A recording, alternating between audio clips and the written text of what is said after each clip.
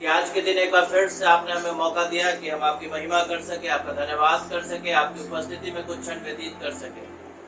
जबकि आज जून के महीने का पहला इतवार है प्रभु जी, और हम सब एकत्रित हैं आज की आराधना के लिए, आपकी महिमा के लिए। और आज जब प्रभु की मेज भी तैयार है, अपने अपने घरों में लोग आपकी मेज को तैयार करके रखे हैं, और हम एक साथ जब हम आपकी मेज में शामिल होते हैं, हम सबको एक बार फिर से अपनी ताजगी से भर दीजिएगा प्रभु जी।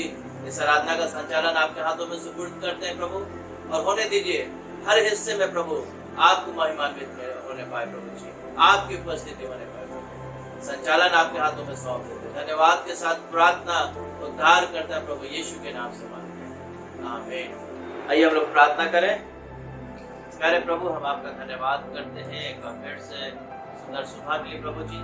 धन्यवाद करते हैं प्रभु जी कि आपने हम सबों को ये मौका दिया एक बार फिर से इस सुबह में हमें जूम के माध्यम से आपकी महिमा कर सके, आपकी स्तुति कर सके, आपकी तारीफ कर सके, और आपके साथ कुछ क्षण व्यतीत कर सके प्रभु जी।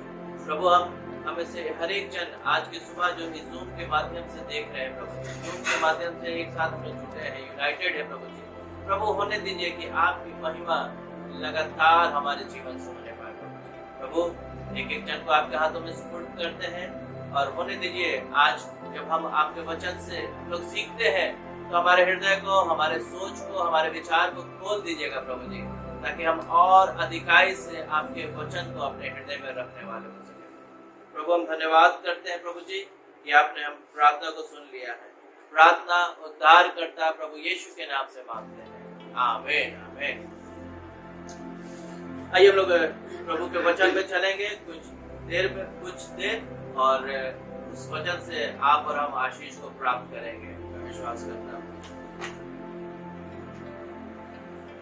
यशायाह नबी की पुस्तक उसके 55वें अध्याय में निकालेंगे। यशायाह नबी की पुस्तक उसका 55वां अध्याय, और वहाँ पर उसके 9वें पद को देखेंगे। वहाँ पर इस प्रकार से लिखा हुआ है जी, क्योंकि मेरी और तेरी गति में और मेरे और तुम्हारे सोचों में और विचारों में आकाश और पृथ्वी का अंतर है। क्योंकि तुम्हारे और मेरे सोच और विचार में आसमान और जमीन का अंतर है। आज हम लोग देखेंगे परमेश्वर की योजना, परमेश्वर की सोच आपके और हमारे प्रति। हम मनुष्य कई बार बहुत सारे प्लानिंग तो करते हैं, विचार तो करते हैं, योजनाओं को बनाते हैं, और वो योजना कई बार विफल हो जाता है, फेल हो जाता है। आज हम लोग देखेंगे कि परमेश्वर भी आपके लिए और हमारे लिए योजना करता है, प्लान करता है। और लिखने वाला यशायाह नबी अपने ज्ञान से या अपने बुद्धि से नहीं लिख रहा था, बल्कि परमेश्वर की आत्मा से परिपूर्ण होकर के उसके विषय में इस बात को लिख रहा था कि मेरे सोच, मनुष्य के सोच और परमेश्वर के सोच में जमीन और आसमान का अंतर है। कई बार जब आप और हम योजना बनाते हैं तो कई बार आप और हम फेल हो जाते हैं, लेकिन वो जो योजना बनाता है आपके लिए, हमारे लिए, वो फेल नहीं होता है, बल्कि वो पास हो जाता है। और थोड़े समय के लिए, कुछ समय के लिए जब हम उसकी योजना में बढ़ते हैं तो थोड़ा सा लगता है कि अरे ये किस प्रकार का हमारे जीवन में काम हो रहा है। आज के माहौल में, आज के परिवेश में यदि हम देखें तो हम लोग कई बार सोचेंगे कि किस प्रकार का चीज या किस प्रकार का सिनेरियो या कैसे हमारा जीवन में ये कौन कौन सी चीजें आ रही हैं। लेकिन अगर हम प्रभु के वचन में यिर्मयाह नबी की पुस्तक उसके 29वें अध्याय उसके 11वें पद को पढ़े तो वहाँ पर इस प्रकार से लिखा हुआ है, क्योंकि यहोवा की यह वाणी है, क्योंकि यहोवा की ये वाणी है, जो कल्पनाएं मैं तुम्हारे विषय करता हूँ, जो कल्पनाएं मैं तुम्हारे विषय करता हूँ, उन्हें मैं जानता हूँ, उनको मैं भली भांति जानता हूँ। कई बार आप और हम प्लान बनाते हैं और प्लान बना करके भूल जाते हैं, लेकिन परमेश्वर का वचन इस बात को बता रहा है कि क्योंकि यहोवा की ये वाणी है, जो कल्पनाएं मैं तुम्हारे विषय करता हूँ उनको मैं जानता हूँ। जी, उन्हें मैं जानता हूँ कि हानि की नहीं, उन्हें मैं जानता हूँ वो हानि की नहीं वरन कुशल ही की है। वरन कुशल ही की है। अगर आप और हम समस्या से गुजर रहे हैं, आज की सुबह एक बार फिर से मैं आपको बता करके आशीषित करना मांगता हूँ, या उत्साहित करना मांगता हूँ, या फलवंत करना मांगता हूँ। जब हम लोग प्रभु के वचन को सुन रहे हैं या देख रहे हैं, तो हम एक दूसरे के साथ इस वचन से आशीषित होंगे। और यिर्मयाह नबी का पुस्तक उसके 29वें अध्याय में कह रहा है कि जो कल्पनाएं मैं तुम्हारे विषय करता हूँ उनको मैं जानता हूँ, वो हानि की नहीं परंतु लाभ ही की है। हम जिस माहौल में या जिस सिचुएशन में गुजर रहे हैं, मुझे नहीं मालूम कि आपके जीवन में कौन सा समस्या आया है या आपके जीवन में कौन सी परेशानी आई है, लेकिन आज मैंने एक बात को लिख के रखा है। अगर सामने परीक्षा है तो लेकिन उसके पीछे यानी परीक्षा के पीछे आशीषें भी हैं। एक बार और सुनिएगा ध्यान से, अगर आपके सामने परीक्षा है तो भी उसके पीछे आशीषें भी हैं। हाँ मेरे प्रियो, सच में आपके और हमारे जीवन में परीक्षाएं चल रही हैं, आपके और हमारे जीवन में समस्याएं चल रही हैं, आपके और हमारे जीवन में तकलीफें चल रही हैं। आपको और हमें घबराने की जरूरत नहीं है, आपको और हमें डरने की जरूरत नहीं है। हालांकि ऐसा होता है कि जब आप और हम परीक्षा में पढ़ते हैं, या जब आप और हम समस्याओं में पढ़ते हैं, या आपके और हमारे चारों तरफ वो जो चीजें घिरने लगती है, उस समय आप और हम, आपका और हमारा फोकस, आपका और हमारा चिंता बिल्कुल बदलने लगता है। सही बात है, जब आप और हम उन समस्याओं में गुजरते हैं तो हमारा फोकस कई बार चेंज होने लगता है। बीते समय हम बहुत अच्छे विश्वासी थे, बहुत अच्छे तरीके से दुआ प्रार्थना करते थे, बहुत अच्छे तरीके से चर्च जाया करते थे, बहुत अच्छे तरीके से उपवास किया करते थे, बहुत अच्छे तरीके से दुआ बाइबल किया करते थे। लेकिन समस्या ऐसा बैक टू बैक आने लगा, मेरी बेटी की तबीयत खराब हो गई, पति गुजर गया, नौकरी चली गई। तब उस समस्याओं के बीच में आपका और हमारा फोकस, आपका और हमारा जो कंसंट्रेशन होता है वो बदलने लगता है। लेकिन आपको आज की सुबह बता करके उत्साहित करना मांगता हूँ कि जब सामने परीक्षा है तो उसके पीछे आशीषें भी। आपको और हमें थोड़ा सा इंतजार करना होगा, थोड़ा सा और दृढ़ होना होगा। मालूम है, अय्यूब कहने लगा, अय्यूब की पुस्तक उसके 42वें अध्याय और उसके दूसरे पद को पढ़िएगा तो वहाँ पर इस प्रकार से लिखा हुआ है। अय्यूब की पुस्तक उसका 42 अध्याय उसका दूसरा पद, जी, मैं जानता हूँ अय्यूब सब कुछ कर सकता है। अय्यूब कह रहा है, अय्यूब को हम अच्छे तरीके से जानते हैं कि एक दिन में उसके जीवन में बहुत सारी घटनाएं घट गई। एक दिन में उसका सारा बिजनेस खत्म हो गया था, एक दिन में उसका सारा बैंक बैलेंस चला गया था, एक दिन में उसके सारे प्रॉफिट नुकसान में चले गए थे, एक दिन में उसके सारे बच्चे गुजर गए थे, मर गए थे आंधी तूफान में आकर के, नेचुरल डिजास्टर होकर के। लेकिन अय्यूब कह रहा है, जी पढ़िए फिर से 42 अध्याय उसका दूसरा पद में अय्यूब क्या कह रहा है? मैं जानता हूँ। अय्यूब को मालूम है कि मैं जानता हूँ कि तू सब कुछ कर सकता है। अय्यूब कह रहा है, अय्यूब को मालूम है, या अय्यूब इस बात को दृढ़ता पूर्वक कह रहा है कि मैं जानता हूँ कि तू सब कुछ पूरा कर सकता है, क्योंकि तू खुदा है। क्योंकि तू खुदा है, तू परमेश्वर है, तेरे अधिकार में सारी चीजें हैं। तूने कह दिया तो चीजें हो गई थी, तूने कह दिया तो चीजें वजूद में आ गई थी, तूने कह दिया तो धरती हो गई थी, तूने अपने शब्द के द्वारा सारा क्रिएशन किया था। मत्ती रचित सुसमाचार उसके 28वें अध्याय उसके 18वें पद में यीशु मसीह इस बात को कह रहे हैं, प्रभु कह रहे हैं कि स्वर्ग और पृथ्वी का सारा अधिकार मुझे दिया गया।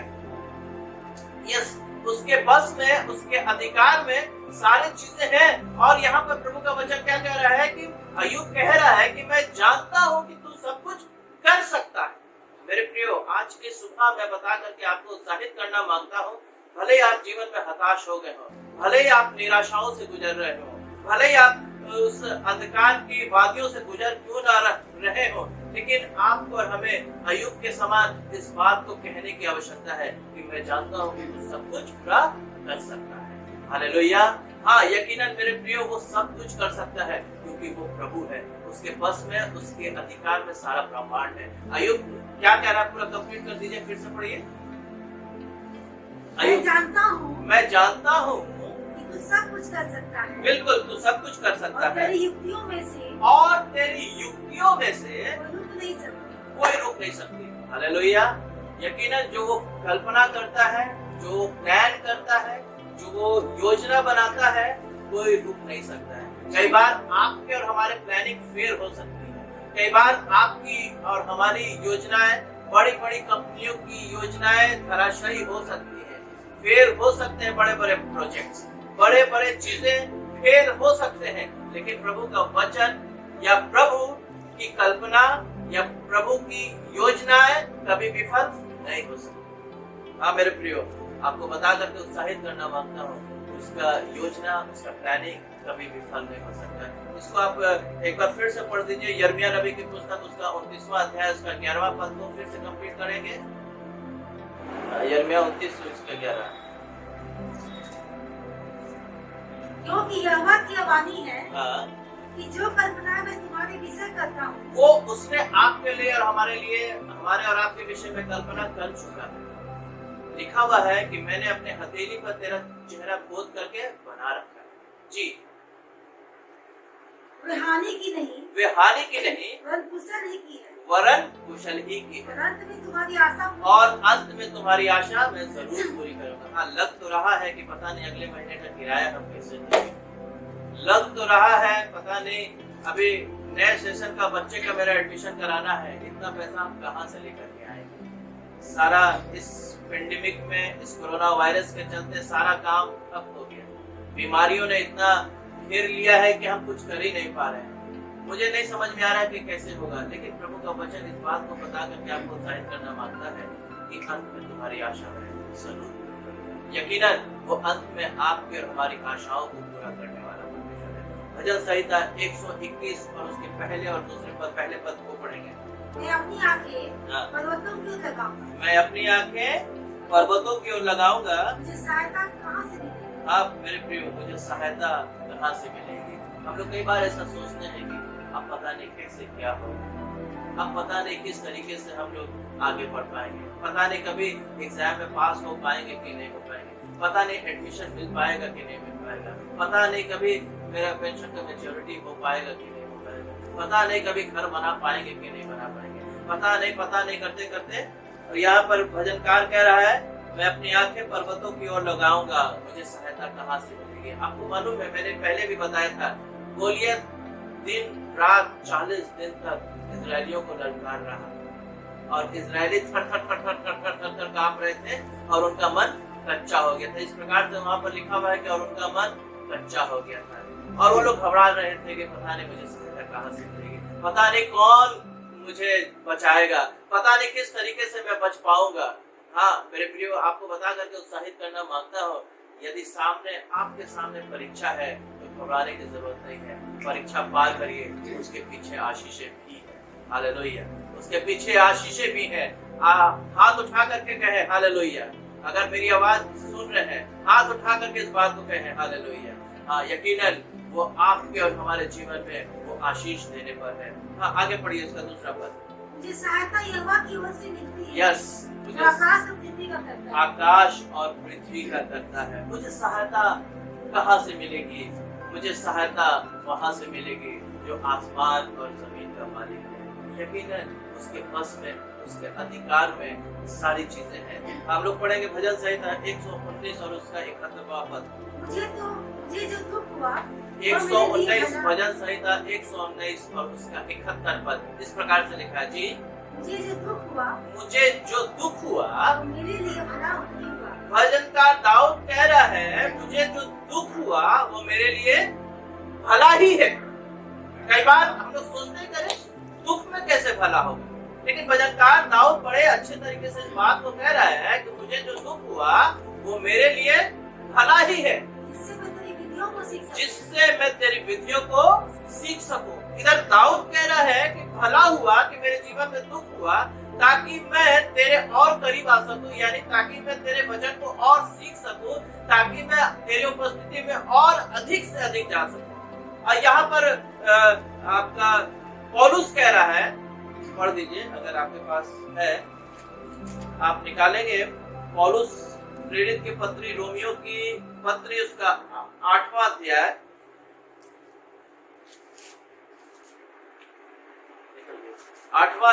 उसका 28वां पद पढ़ दीजिए। वह अपने रथ पर बैठा हुआ था। पौलुस रोमियो की पत्री उसका 8वां अध्याय 28 पद, रुकिए मैं पढ़ रहा हूँ। यहाँ पर इस प्रकार से लिखा है, रोमियो की पत्री उसके 8वें अध्याय उसके 28वें पद में, और हम जानते हैं कि जो लोग परमेश्वर से प्रेम रखते हैं, और हम जानते हैं कि जो लोग परमेश्वर से प्रेम रखते हैं, यानी कि प्रेजेंट कंटिन्यूअस में, उनके लिए सब बातें मिल करके भलाई को ही उत्पन्न करती है, अर्थात उन्हीं के लिए जो उसकी इच्छा के अनुसार बुलाए गए हैं। हाँ, हमें नहीं समझ में आ रहा है कि ये समस्या किस प्रकार से चला आ रहा है। हमको नहीं समझ में आ रहा है कि ये क्यों तकलीफ चला आ रहा है। हमको ये नहीं समझ में आ रहा है कि मेरा लोन क्यों नहीं पास हो रहा है। हमको नहीं समझ में आ रहा है कि क्यों मेरी नौकरी छूट गई। हमको नहीं समझ में आ रहा है कि क्यों मेरा पैर टूट गया। हमको नहीं समझ में आ रहा है क्यों मेरे ये जीवन में ये बीमारी आ गई। लेकिन पौलुस में लिखा है, पौलुस कह रहा है रोमियो की पत्री में कि सब बातें मिलकर के भलाई को ही उत्पन्न करती है। यहाँ पर दाऊद भी इस बात को कह रहा है कि मेरे लिए तो भला हुआ कि मैं बीमार पड़ गया, जिससे कि मैं तेरी विधियों को और अधिक सीख सकूं। हालेलुया। हाँ मेरे प्रियो, उसके विधियों को और अधिक सीख सकूं। जो कल्पनाएं वो हमारे और विषय करता है, वो हानि की नहीं परंतु लाभ ही की है। हम लोग और देखेंगे नीति वचन उसका 3रा अध्याय, नीति वचन उसका 3रा अध्याय उसके 5वें और 6ठे पद को पढ़िए। तू अपनी समझ का सहारा न लेना, तू अपनी समझ का सहारा न लेना, वरन संपूर्ण मन से। हाँ, हम लोग जब समस्या में पड़ते हैं, जब हमारे और आपके जीवन में परीक्षाएं आती हैं, जब आप और हम चारों तरफ से तकलीफ से घिर जाते हैं, तो हम और आप अपने समझ का सहारा लेने लगते हैं। हम लोग सोचने लगते हैं कि फलाने के यहाँ चले जाएंगे, इस तरीके से कर लेंगे, वैसे हम अपनी योजनाओं को बना लेंगे तो सारा काम हो जाएगा। लेकिन नीति वचन का लिखने वाला क्या कह रहा है कि तू अपनी समझ का सहारा ना लेना, संपूर्ण मन से वरन संपूर्ण मन से यहोवा पर भरोसा रखना, क्योंकि वो जो आपके लिए और हमारे लिए कल्पना करता है उसको वो भली भांति जानता है। उसको मालूम है कि मेरे प्रिय, मेरे बेटे या मेरे बेटी के लिए कौन सी चीजें सही है, कौन सी बातें अच्छी है, कौन सी योजना उसके लिए बेस्ट है। आगे पढ़िए। उसी को स्मरण करके, उसी को याद करके सब काम करना, उसी को याद करके सब काम करना, तब वह तेरे लिए सीधा मार्ग निकालेगा। तब वो तेरे लिए सीधा मार्ग निकालेगा। हाँ मेरे प्रियो, वो आपके लिए और हमारे लिए सीधा मार्ग निकालने के लिए तैयार तो है। जरूरी है कि आप और हम उस पर भरोसा करें। जरूरी है कि आप और हम परीक्षाओं में जा रहे हैं, आपका और हमारा परीक्षा के समय फोकस नहीं चेंज हो जाना चाहिए। कई बार आप और हम फोकस चेंज कर लेते हैं, और जो आशीषें आपके लिए और हमारे लिए आनी है, वो आशीषें कई बार रुक जाती है। वो आशीष आप और हम नहीं प्राप्त कर पाते हैं। अगर हम लूका रचित 5वें अध्याय में जाएं, वहाँ पर एक इंसिडेंस हुआ था। लूका रचित सुसमाचार उसका 5वां अध्याय उसके 5वें पद को पढ़ें। समूह ने उसको उत्तर दिया, हे स्वामी, हमने सारी रात मेहनत किया, कुछ नहीं पकड़ा। कई बार आप और हम अपने दिमाग को लगाते हैं, अपने योजनाओं को लगाते हैं, खूब मेहनत करते हैं। यहाँ भी चले जाएंगे, वहाँ भी चले जाएंगे, ऐसे भी कर लेंगे, वैसे भी कर लेंगे, उनके पास भी चले जाएंगे, उधर भी चले जाएंगे। कई बार हम लोग खूब मेहनत तो करते हैं, खूब मेहनत करते हैं कि बस किसी तरीके से सेट हो जाए, किसी तरीके से जुगाड़ हो जाए, किसी तरीके से बढ़िया से काम हो जाए। हम लोग बहुत मेहनत करते हैं, लेकिन यहाँ पर लिखा हुआ है कि हमने सारी रात मेहनत किया और कुछ नहीं प्राप्त हुआ। हम अगर अपने दिमाग से मेहनत करेंगे, अपने सोच से मेहनत करेंगे, अपने विचार से मेहनत करेंगे, तो शायद ही आप और हम कुछ प्राप्त कर सकते। आगे पढ़िए। तो भी तेरे कहने से यहाँ पर एक तो भी जो वर्ड है, बहुत ही इंपॉर्टेंट वर्ड है। तो भी तेरे कहने से मैं जान डालूंगा। तो भी, हाँ मेरे प्रियो, जो कल्पना आपके लिए हमारे लिए करता है ना, वो आपके और हमारे सोच से बिल्कुल परे है। हम लोग सोचते हैं कि पता नहीं कैसे, तो भी तेरे कहने से मैं जाल डालूंगा। और लिखा हुआ है, जब आगे इस कहानी को पढ़िएगा, जब जाल डाला गया, इतनी मछली इन लोग लेकर के आ गए, इतनी मछली लेकर के आ गए कि उस जाल में फंस गए कि वो शमौन उठा नहीं पा रहा, खींच नहीं पा रहा। तो भी हाँ मेरे प्रियो, जो कल्पनाएं वो तुम्हारे लिए और हमारे लिए करता है वो हानि की नहीं परंतु लाभ की है। जो कल्पनाएं वो आपके लिए, जो यत्न, जो योजना वो आपके लिए और हमारे लिए करता है, उसको बिना पूरा किए हुए कभी विफल नहीं होता, वो पूरा होता ही होता है। जरूरत है कि आप और हम बस एक मन और एक चित होकर के, फोकस्ड होकर के उसकी ओर ध्यान लगाए रहे। मत्ती रचित सुसमाचार उसके 11वें अध्याय उसके 28वें पद को बड़े अच्छे तरीके से हम लोग जानते हैं। वहाँ पर इस प्रकार से लिखा हुआ है, जी, ये सब परिश्रम करने वाले, ये सब परिश्रम करने वाले और बोझ से दबे हुए लोगों, मेरे पास आओ, मेरे पास आओ, मैं तुम्हें विश्राम दूंगा। विश्राम तो वही आपको हमें दे सकता है, वही आप पर हमें शांति प्रदान कर सकता है। वही एकमात्र परमेश्वर है जो आपकी और हमारी चिंता करता है। वो आप पर हमें निहारता रहता है। वो आपके और हमारे विषय में इस बात को योजना बनाता रहता है कि किस प्रकार से मेरे बेटे और मेरी बेटी को ब्लेस करूं, मेरे बेटे और मेरी बेटी को आशीष करूं। यूहन्ना रचित सुसमाचार उसके 10वें अध्याय उसके 10वें पद में लिखा है कि मैं इसलिए आया कि वे जीवन पाए। यकीनन वो आप और हमें जीवन देना चाहता है। यकीनन वो चाहता है कि आप और हम ब्लेस्ड हो। यकीनन वो चाहता है कि आप और हम फलवंत हो। बस आपका हमारा फोकस नहीं चेंज होना चाहिए, बस आपका हमारा ध्यान बटना नहीं चाहिए। भले ही परीक्षा आ रही है कोई बात नहीं, भले ही समस्या आ रही है कोई बात नहीं, बस आप और हमें बस उस अंधेरे वादी में होकर के जाना है। भले आप और हम उस पानी के बीच में यदि हम चलने की कोशिश करेंगे तो यकीनन वो आपके लिए और हमारे लिए, जिस प्रकार से लाल समुद्र दो भाग हो गया था, ठीक उसी प्रकार से वो आपके लिए और हमारे लिए वो समस्या भी दो भाग हो जाएगा। लेकिन हमारा फोकस नहीं चेंज होना चाहिए। अय्यूब कहने लगा, 42वें अध्याय अय्यूब की पुस्तक उसके 42वें अध्याय उसके 2 पद में अय्यूब कहने लगा कि मैं जानता हूँ, जी मैं जानता हूँ, मैं जानता हूँ कि तू सब कुछ कर सकता है। अय्यूब को मालूम था कि तू यानी परमेश्वर सब कुछ पूरा कर सकता है और तेरी युक्तियों में से कोई रुक नहीं सकता। और तेरी युक्तियों में से कोई रुक नहीं सकता। हाँ, अय्यूब को मालूम था, बस आपका हमारा फोकस नहीं चेंज होना चाहिए। यशायाह नबी की पुस्तक उसके 28वें अध्याय उसके 26वें पद में लिखा हुआ है कि वो आप पर हमें ठीक ठीक काम करना सिखलाता और बताता है। बस आपका हमारा फोकस नहीं चेंज होना चाहिए, आपका हमारा ध्यान बढ़ना नहीं चाहिए। आप और हम उसकी योजना को नहीं समझ सकते हैं। भले ही समस्या आ रही है, भले ही तकलीफें चल रही है, भले ही आप और हम उस समस्याओं के बीच में चल रहे हैं, लेकिन वो आपको और हमें उस समस्या से पार ले जा करके वो बड़ी आशीषें देने पर है। बस आप पर हमारा ध्यान बढ़ना नहीं चाहिए। और उस कहता है कि मैं अच्छी दौड़ चुका, मैंने अच्छी कुश्ती लड़ ली है। आपको और हमें भी पौलुस के समान इस बात को कहना है कि मुझे मालूम है कि मेरा छुड़ाने वाला जीवित है। आइए आज की सुबह जब प्रभु की मेज तैयार है, अपनी आंखों को बंद करेंगे और हम लोग प्रभु की मेज में भी शामिल होंगे। आइए अपनी आंखों को बंद करेंगे। प्यारे प्रभु, हम आपका धन्यवाद करते हैं सुंदर सुबह के लिए। धन्यवाद करते हैं प्रभु जी कि आपने मौका दिया कि आपके प्रिय लोगों के साथ बैठ करके संगति करने का, आपकी स्तुति करने का, आपकी तारीफ करने का प्रभु जी। और प्रभु होने दीजिए कि आपकी महिमा लगातार हम सबों के साथ होने पाए। आपने जो हमारे लिए योजना रखी है उस योजना में प्रभु जी आप और हम बढ़ने वाले हो सके। प्रभु उस कल्पना को हमारे जीवन में आपने दिया है प्रभु जी। आप जो हमारे विषय कल्पना करते हैं वो हानि के नहीं परंतु लाभ की है। प्रभु अपने मुख का प्रकाश चमकाइए, प्रभु हमें तैयार करिए प्रभु जी, ताकि हम आपके उस योजना के तहत आगे बढ़ने वाले हो सके। धन्यवाद करते प्रभु जी कि आपने प्रार्थना को सुन लिया है। प्रार्थना उद्धार करता प्रभु यीशु के नाम से मांगते हैं, आमीन आमीन। प्यारे प्रभु, हम आपका धन्यवाद करते हैं आज के सुबह के लिए। प्रभु विशेष धन्यवाद करते हैं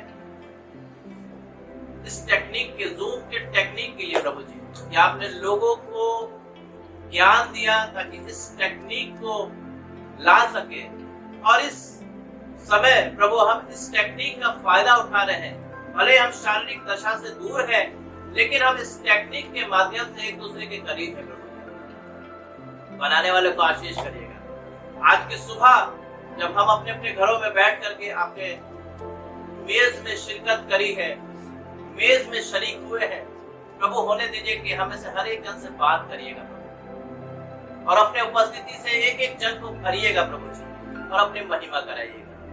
धन्यवाद करते हैं प्रभु जी कि आपने प्रार्थना को सुन लिया है। प्रार्थना उद्धार करता प्रभु यीशु के नाम से मांगते हैं, आमीन। आइए हम लोग अपने भेंट को प्रभु के सम्मुख लाएंगे।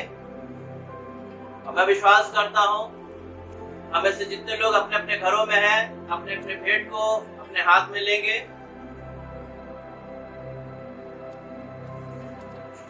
अपने अपने भेंट को अपने हाथों में लेंगे, और जब चर्चेस खुलती है, आपकी कलीसियाएं खुलती है, ईमानदारी के साथ कलीसियाओं में जाइए। जब जाएंगे अपने अपने चर्चेस में, अपने अपने कलीसियाओं में उसको जमा करिए। आइए हम लोग प्रार्थना करेंगे। प्रभु हम आपका धन्यवाद करते हैं इस भेंट के लिए। प्रभु जी हमें से जितने लोगों ने आज की सुबह इस भेंट को आपके सम्मुख लाए हैं, प्रभु होने दीजिए देने वाले को बहुत आय से ब्लेस करिएगा। ये भेंट सिर्फ और सिर्फ आपकी महिमा में खर्च होने पाए, यीशु के नाम से मांगते हैं, आमीन। प्रभु की प्रार्थना एक साथ करेंगे। हे हमारे पिता, तू जो स्वर्ग में है, तेरा नाम पवित्र माना जाए, तेरा राज्य आवे, तेरी इच्छा जैसे स्वर्ग में पूरी होती है इस पृथ्वी पर भी हो। रोज की रोटी आज हमें बख्श, जिस प्रकार से कसूरवारों को माफ किया, हमारे कसूरों को माफ कर, हमें आजमाइश में न डाल बल्कि बुराई से बचा।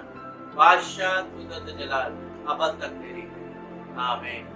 अब परमेश्वर का प्रेम, प्रभु यीशु मसीह का अनुग्रह, पवित्र आत्मा की संगति और सहभागिता अब से लेकर हम सभी विश्वासियों के साथ सदा सर्वदा होते रहे, आमीन।